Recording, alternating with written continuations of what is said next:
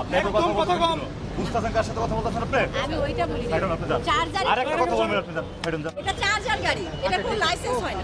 এটা যদি চুরাই হয় তাহলে এখানে ফোন দিন, তাই না? প্রথম কথা এই গাড়িটার কি আপনার লাইসেন্স লাগে? আপনাকে একটু বুঝান তো। তারপরে তাকে লাইসেন্স বের করে দিলাম না, ফটো করে নিব না। এটা কি আমি কি মেন কপি? আমি গাড়ি চালাই যখন তখন আমি কোন তো ওই গাড়িটা আবার প্রশ্ন করেন আমাকে। দাদু তো আমি যাইতে বলছি না। আপুটা সেনাবাহিনীর সঙ্গে তর্কে জড়ালেন, কারণ হচ্ছে ওনার গাড়িতে কোনো লাইসেন্স নেই।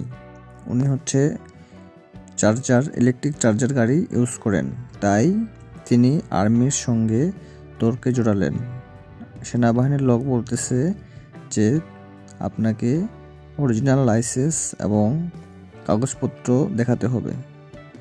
তো আপুটা সেনাবাহিনীকে বলতেছে এটা আমার কাগজ নেই, এটা হচ্ছে আমার ইলেকট্রিক বাইক।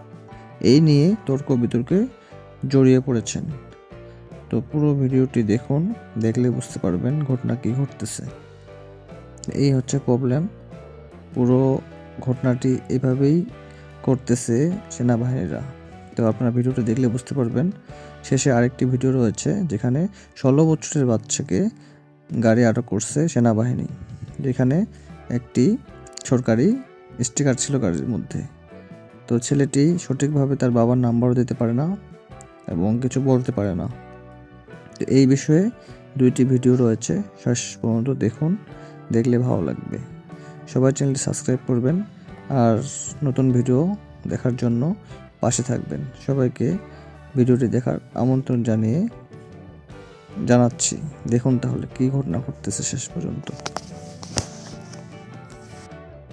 আপুটা অনেক রাগান্বিত, তিনি হচ্ছে মাথা গরম করে দিচ্ছে সেনাবাহিনীর। তিনি বলছে আমার কোনো কাগজ নাই, আমি একটা হচ্ছে ইলেকট্রিক বাইক কিনেছি, সেটা শুনতেছি না। দেখুন তাহলে কীরকম ঘটনা ঘটে শেষ পর্যন্ত। তর্ক বিতর্ক চলতেছে সেনাবাহিনী এবং আপুটা দুজনে মিলে চলতেছে। আমাকে হয়রানি করতে, এটা কোনো লাইসেন্স লাগে না। আপনি দেখেন একটু, এটা ছাড়া তো আসলে হয় না। না না না, আমার কথা বুঝে আপনি বলতে পারেন যে এটার কাগজ নিয়ে আসেন। আপনি বলেন যে এটার কপি নিয়ে আসেন, যেটা কিনছেন, এটা বলতে পারেন না। কিন্তু এটার কোনো লাইসেন্স লাগে না, তাহলে আপনি লাইসেন্স চাচ্ছেন কোথা থেকে? বলেন, আমি কোথা থেকে লাইসেন্স করে দেব? যে ক্রয়ের যে আপনার মেমোটা, এটা তো আমি অন্য গাড়ি চালাই দেখে আপনাকে লাইসেন্স দেখাইছি। অন্য গাড়ি চালাই দেখে আমি লাইসেন্স দেখাইছি, কিন্তু এর মানে এটা না যে এটা আমার লাইসেন্স নাই। সেই গাড়িটা আমি কোথায় থেকে দেখাবো বলেন? সেটা তো আপনার দেখাইতে হইব। না না, এই গাড়ি তো লাইসেন্স না। আপনি কোথায় থেকে? আমার বাবা দিবে। কিন্তু আপনার ক্রয়ের একটা কাগজ আছে না? এটা ক্রয়ের কাগজ নিতে আমার বাসায় যেতে হবে। তাহলে আসি। ওই যে আমার বড় ভাই, আমার ভাই, আমার ফ্রেন্ড। একটু আগে ভাই বলছো কেন? মানে ভাইয়ের মতোই, আগারগাঁও থাকি আমি। তোমার কোনো কথাই একটাও কথা মিলতেছে না। ভাই আমি ভয় পাইতেছি, তার জন্য আমি চিড়িয়াখানার সামনে থাকি।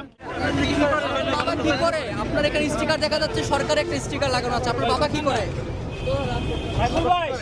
আপনার বাবা কি করে? পেশা কি? চাকরি করে, ড্রাইভার। কিসের চাকরি করে? কোথায়? বনে। বন বিভাগে। আচ্ছা আচ্ছা। আপনি এবার কি করেন? আমি স্টুডেন্ট কলেজে। কোন ক্লাসে পড়েন? আমি সেকেন্ড ইয়ারে। মাত্র 16 বছরের একটি ছেলে, যেখানে একটি বাইক স্টিকার লাগানো রয়েছে, সরকারি স্টিকার। সে বলতেছে তার বাবা নাকি বন বিভাগে চাকরি করে, তাই রাতে সে গাড়ি নিয়ে বের হয়েছে, কিন্তু কোথাও কাজে কোনো মিল নেই। তার গাড়িটি সেনাবাহিনী আটক করেছে এবং তাকে শাস্তির ব্যবস্থা করতেছে। তো দেখুন কি হচ্ছে শেষ পর্যন্ত। 16 বছরের একটি ছেলে মিথ্যা পরিচয়ে ধরা পড়ে গেছে সেনাবাহিনীর হাতে। তো এরকম ঘটনা ঘটেছে ঢাকায়। তো ঘটনাটি শেষ পর্যন্ত দেখুন। ফোন ছাড়াই বেরিয়েছো? আমি আগারগাঁও থাকি, এই জায়গায় এমনি বের হলাম। আপনার বাসার কারো নাম্বার আপনার কাছে নাই? ফোন আনি নাই। আপনার বয়স কত? 16 বছর। 16 বছর। বুঝতে পারছি। আমার এই যে আমারই নাই বাইক। ভাই বলে জিজ্ঞেস করেন।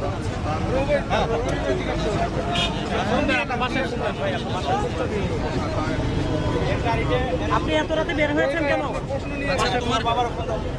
বাসায় ফোন করে আমরা গাড়ি বাবা কোন বিভাগে আছে? কোন বিভাগে আছে বাবা? গাড়ি চালাও না, তুমি মোটরসাইকেল চালাও, ফোন চালাও না। নাম্বার কোন আছে রাখো না? বাবার নাম্বার না থাকে বাবার নাম কি? তোমার বাসার বাবার গার্ডিয়ানের নাম্বার আছে? মুখস্থ নাই, ফোন বাসা। বাবার নাম মুখস্থ নাই? বাবার নাম আব্দুল খালেক। কোন বিভাগে আছে? বন বন বিভাগে কি হিসেবে কাজ করছে? ড্রাইভিং। হ্যাঁ, ড্রাইভিং। ড্রাইভিং এ। বাবার নাম্বার তোমার মুখস্থ নাই? তোমার মা তোমার ফ্যামিলির কারোর নাম্বার মুখস্থ আছে? হ্যাঁ